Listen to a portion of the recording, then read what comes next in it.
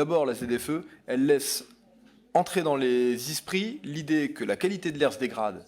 Ça n'est pas vrai.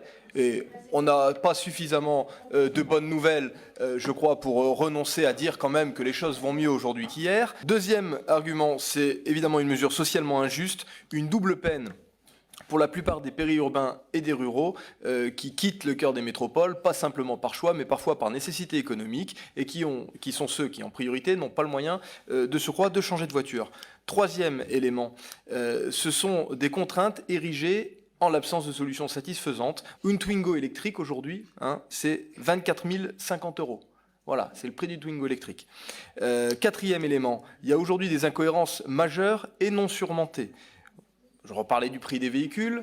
Acheter une voiture de sport, grosse cylindrée, polluante, plus de 223 grammes de CO2 par kilomètre, mais c'est un moteur essence, Euro 6, donc en période de ZFE, bien qu'on ait payé 40 000 € de malus à l'achat parce que le véhicule est polluant, on rentre sans aucun problème et mieux que la 207 diesel d'il y a 10 ou 12 ans.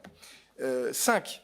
C'est la plus grande opération, et ça je suis surpris quand même que les écologistes ne percutent pas là-dessus, c'est la plus grande opération d'obsolescence programmée de l'histoire. Monsieur Bessiron l'a dit, que de forcer la mise au rebut de véhicules qui fonctionnent très bien, qui rendent les services qu'on attend d'eux, pour justifier qu'on en change au profit des neufs.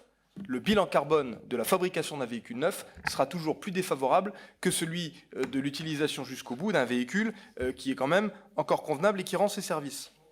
Sixième argument, c'est une honte dans la mesure où l'État lui-même qui érige ses règles ne se les applique pas avant de les demander aux particuliers. Parce qu'évidemment, les véhicules de l'administration, ils continueront de rentrer dans la ZFE parce qu'ils bénéficieront de dérogations. Et 7, n'oublions quand même pas que notre réseau électrique n'est même pas capable en l'état actuel d'absorber ce qui serait la conséquence du fait que tout le monde se mette subitement au diapason de ce que la ZFE appelle de ses voeux, c'est-à-dire des véhicules électriques. On nous demande de débrancher les appareils en veille et la télévision parce qu'elle consomme même quand elle ne tourne pas. Imaginez si à 18 h, en rentrant du travail, tout le monde branchait sa voiture, le réseau il est blackout et on n'est pas capable de faire face aujourd'hui. Donc on se moque du monde, d'où la nécessité de se prendre le temps que le département propose qu'on se donne sur la mise en œuvre de la ZFE.